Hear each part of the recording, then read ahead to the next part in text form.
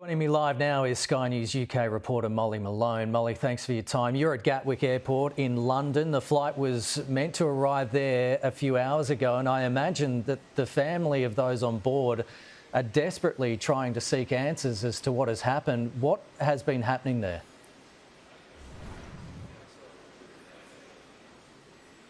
Well, as you say, this was a flight that 3 hours ago, flight AI 171, was due to land here at Gatwick Airport. Those passengers should have been going through air passenger passport control, greeting family and friends and making their onward journeys. Instead, sadly, the situation is so very different. We know, as you say, that 242 people were on board. That included 53 British nationals and 169 Indian nationals. There are also Canadian and Portuguese nationals on the flight as well. Air India in the last hour have confirmed that 241 people lost their lives, although we do know that one man, a British man named Vishwash Kumar Rashesh, remarkable and incredible story. He'd been in seat 11A and managed to survive this crash. Walking out from the wreckage, we saw pictures with him with barely a limp. Sadly, though, his brother was also on that flight and is still missing. I've been at Gatwick Airport, the UK's second largest airport, throughout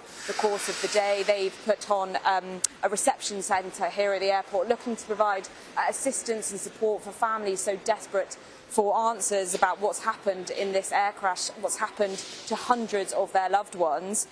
We expect that some people will, throughout the course of the next day, the next 24 hours or so, be coming to the airport to speak directly to staff here. Others will be using the emergency hotline that's been set up by the Foreign Office. This was supposed to be a routine flight. Air India have 3 direct flights that travel between India and Ahmedabad and Gatwick every week, and they have been for a couple of years. It's a 10-hour direct flight that should have landed here in the UK shortly before 6:30 this evening, 3 hours ago. Instead, we have a situation where the High Commissioner of the UK and 4 members of the Air Aviation UK authorities are travelling out to India, and we expect them to arrive tomorrow afternoon. The Prime Minister, of course, being kept updated with what he called a devastating situation. We've convened over here what we call COBRA. This basically happens in emergency situations and when we're needing to coordinate authorities and agencies right across between the UK and India, I should say. Buckingham Palace, the King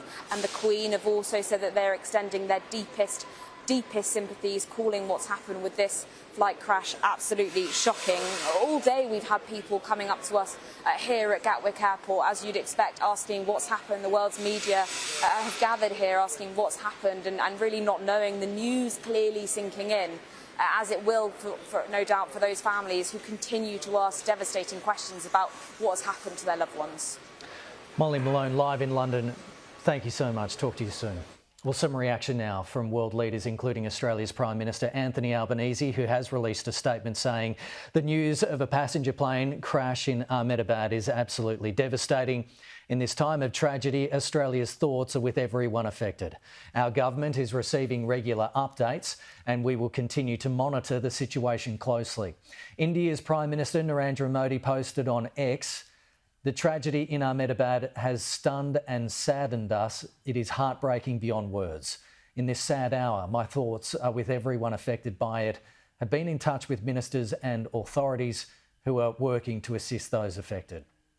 And King Charles wrote, "Our special prayers and deepest sympathy are with the family and friends of all those affected by this appalling tragic incident across so many nations.